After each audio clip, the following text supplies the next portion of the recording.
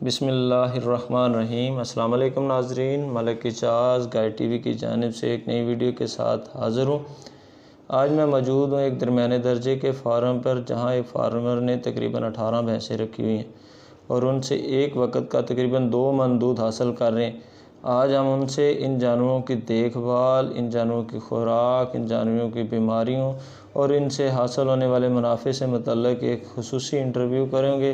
इससे पहले कि इंटरव्यू का बाकायदा आगाज़ करें, ऐसे दोस्त जो मेरे चैनल पर नए हैं उनसे गुजारिश है कि वो सब्सक्राइब के बटन को क्लिक करके मेरे चैनल को सब्सक्राइब करें और साथ घंटी के बटन को भी दबाएं ताकि अगली वीडियो का नोटिफिकेशन आपको मिल सके। मेरी वीडियो पसंद आए तो लाइक और शेयर ज़रूर कीजिएगा। चलें जी, वीडियो का इंटरव्यू का बाकायदा आगाज़ करते हैं। अस्सलाम वालेकुम। वालेकुम अस्सलाम जी। की हाल है जनाब? खैरियत जी, ठीक की ठाक। नाम है ਤੁਹਾਡਾ? मोहम्मद आसिफ। आसिफ भाई, ਤੁਸੀਂ ਫਾਰਮ ਕਿਹੜੀ ਜਗ੍ਹਾ ਤੇ ਬਣਾਇਆ? सितल माड़ी पोल ते ਅੱਛਾ, ਮੁਲਤਾਨ। जी। ਅੱਛਾ, ਇਹ ਕਿੰਨੇ ਕੁ ਅਰਸੇ ਦਾ ਬਣਾਇਆ ਜੇ? तकरीबन 8 वैसे तो 20 साल हो गए तो इत्थे आए 8 साल हो। ਅੱਛਾ, 8 ਸਾਲ ਹੋ ਗਏ। ਇਹ ਫਾਰਮ ਦਾ ਰਕਬਾ ਤਕਰੀਬਨ ਕਿੰਨੀ ਕੁ ਜਗ੍ਹਾ ਜਿੱਥੇ ਤੁਸੀਂ ਇਹ ਫਾਰਮ ਬਣਾਇਆ? ये 1.5 कनाल है। 1.5 ਕਨਾਲ। ਤੇ ਇਹ ਜਿਹੜੀ ਫਾਰਮ ਟੋਟਲ ਬਣਾਉਣ ਦਾ ਤਕਰੀਬਨ ਕਿੰਨਾ ਖਰਚਾ ਆ ਗਿਆ ਤੁਹਾਡਾ? वो 8 लाख आया सी। 8 ਲੱਖ। ਅੱਜ ਤੋਂ ਤਕਰੀਬਨ 7-8 ਸਾਲ ਪਹਿਲੇ। 8 साल पहले। 8 ਸਾਲ ਪਹਿਲੇ। ਤੇ ਤੁਸੀਂ ਕਿੰਨੇ ਕੁ ਜਾਨਵਰ ਰੱਖੇ ਨੇ? ये जी 16। 16 ਜਾਨਵਰ ਰੱਖੇ ਨੇ। ਅੱਛਾ, ਤੇ ਇਹਦੇ 'ਚ ਕਿੰਨੇ ਜਾਨਵਰ ਨੇ? ਤੁਸੀਂ ਮੱਝਾਂ ਕਿੰਨੀਆਂ ਨੇ ਤੁਹਾਡੇ ਕੋਲ? मज्जा 17, एक गां। ਅੱਛਾ, ਯਾਨੀ ਕਿ ਟੋਟਲ 18 ਜਾਨਵਰ ਹੋ ਗਏ। हाँ ਤੇ जी। ਇਹਨਾਂ ਦੇ ਵਿੱਚ ਇਹ ਬਛੜੇ ਵਗੈਰਾ ਛੋਟੇ ਜਿਹੜੇ ਇਹਨਾਂ ਦੇ ਜਾਨਵਰ ਨੇ ਇਹ ਅਲੱਗਾ ਨੇ? ये अलहदा। ਅੱਛਾ, ਇਹਨਾਂ 18 ਡੰਗਰਾਂ ਵਾਸਤੇ ਕੋਈ ਛੋਟਾ ਵੀ ਤੁਸੀਂ ਰੱਖਿਆ? हाँ जी, एक रखिया। ਅੱਛਾ, ਉਹ ਕਾਫੀ ਇਹਨਾਂ ਵਾਸਤੇ? हाँ जी, काफ़ी। ਸਿਰਫ ਛੋਟਾ ਇਸਤੇਮਾਲ ਜਾਨਵਰਾਂ ਵਾਸਤੇ ਕਰਦੇ ਹੋ ਜਾਂ ਕੋਈ ਉਹ ਆਪਣਾ ਬੀ ਵਗੈਰਾ ਵੀ ਰਖਵਾਉਂਦੇ ਹੋ? गावां नूं बीज रखाने ते मज्जां वास्ते झोटा। ਅੱਛਾ, ਇਹ ਸਿਰਫ ਫਾਰਮ ਤੁਸੀਂ ਦੁੱਧ ਵਾਸਤੇ ਬਣਾਇਆ ਹੈ ਜਾਂ ਜਾਨਵਰ ਸੇਲ ਵੀ ਕਰਦੇ ਹੋ? हाँ जी, दूध वास्ते बनाया, सेल नहीं करते। ਇਹ 18 ਜਾਨਵਰਾਂ ਦੇ ਵਿੱਚੋਂ ਕਿੰਨੇ ਕੁ ਜਾਨਵਰ ਨੇ ਜਿਹੜੇ ਇਸ ਟਾਈਮ ਦੁੱਧ ਦੇ ਰਹੇ ਨੇ?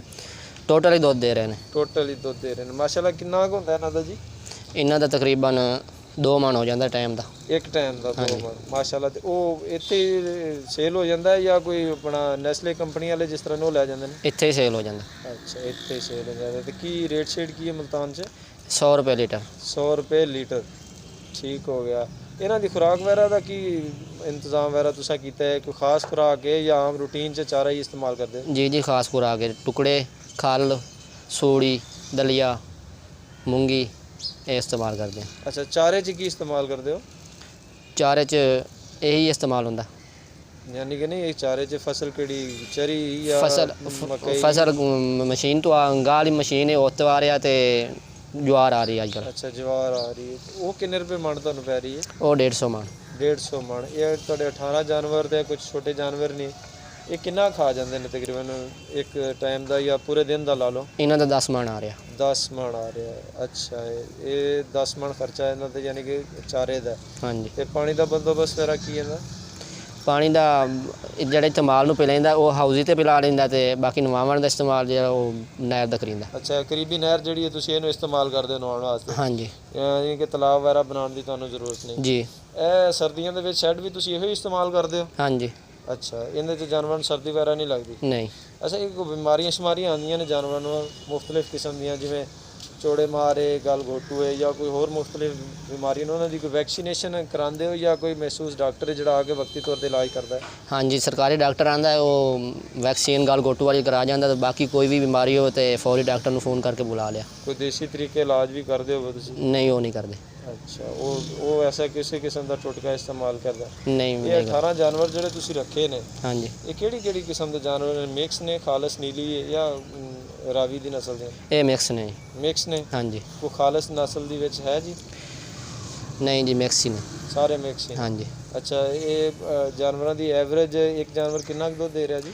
एक जानवर तकरीबन 5-6 किलो दे रहा। ਅੱਛਾ, ਇੱਕ ਗੱਲ ਦੱਸੋ, ਇਹ ਜਿਹੜਾ ਜਾਨਵਰ ਲੋਕ ਆਉਂਦੇ ਨੇ ਜੀ ਗਾਂ ਜਾਂ ਗਾਂ ਠੀਕ ਹੈ, ਗਾਂ ਦਾ ਫਾਰਮ ਹੋਣਾ ਚਾਹੀਦਾ ਜਾਂ ਮੱਝ ਦਾ ਫਾਰਮ ਹੋਣਾ ਚਾਹੀਦਾ, ਇਹਦੀ ਕੀ ਵਜ੍ਹਾ ਹੈ ਕਿ ਲੋਕ ਕਿਉਂ ਇੱਕ ਦੂਜੇ ਕੁਝ ਕਹਿੰਦੇ ਨੇ ਜੀ ਗਾਂ ਦਾ ਫਾਰਮ ਅੱਛਾ ਹੁੰਦਾ ਹੈ, ਉਹਦਾ ਦੁੱਧ ਚੰਗਾ ਹੁੰਦਾ ਹੈ, ਕੁਝ ਕਹਿੰਦੇ ਨੇ ਜੀ ਮੱਝ ਦਾ ਦੁੱਧ ਚੰਗਾ, ਇਹਦੀ ਕੀ ਰੀਜ਼ਨ ਹੈ?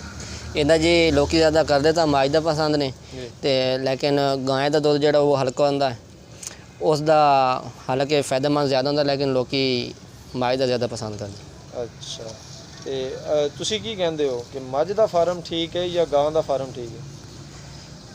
ਅਗਰ ਦੁੱਧ ਦੇ ਹਿਸਾਬ ਨਾਲ ਤਾਂ ਹਿਸਾਬ ਲਾਇਆ ਜਾਵੇ ਤਾਂ ਗਾਂ ਦਾ ਠੀਕ ਰਹੇਗਾ, ਤੇ ਲੇਕਿਨ ਅਗਰ ਜਿਸ ਤਰ੍ਹਾਂ ਲੋਕ ਪਸੰਦ ਕਰਦੇ ਨੇ ਉਸ ਹਿਸਾਬ ਨਾਲ ਤਾਂ ਮੱਝ ਦਾ ਹੀ ਠੀਕ ਰਹੇ।